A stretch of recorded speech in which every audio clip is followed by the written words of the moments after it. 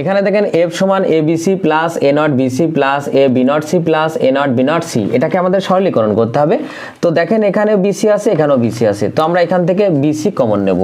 তো BC common নিলে এখানে শুধুমাত্র আমাদের এ থাকে আর এখানে এ নট। এবার দেখেন এখান থেকে আমরা বি নট সি কমন নেব, এখানেও বি নট সি আছে, এখানেও বি নট সি আছে, তাহলে বি নট সি কমন নিলে এখানে শুধু এ থাকবে আর এখানে কি থাকে এ নট। এবার দেখেন বিসি আমরা বসাই দিলাম আর এর সাথে এ নট যোগাকারে আছে, তাই এর সাথে এ নট যোগ করলে কি হয় 1 প্লাস দেখেন এখানে বি নট সি আছে বসালাম, এবার এর সাথে এ নট যোগ করলে কি হবে 1 ইন্টু 1 বসালাম। এবার দেখেন 1 যার সাথেই গুণ করি না কেন ওইটাই হয়, তার মানে এখানে বিসি প্লাস এখানে বি নট সি। এবার দেখেন এখানেও সি আছে, এখানেও সি আছে, তো আমরা এখান থেকে সি কমন নেব, তাহলে এখানে শুধু বি থাকে আর এখানে কি বি নট।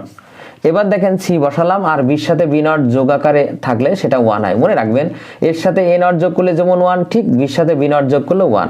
এবার দেখেন সির সাথে 1 যোগ করলে আমাদের কি হবে সি, তার মানে এটাই আমাদের অ্যান্সার।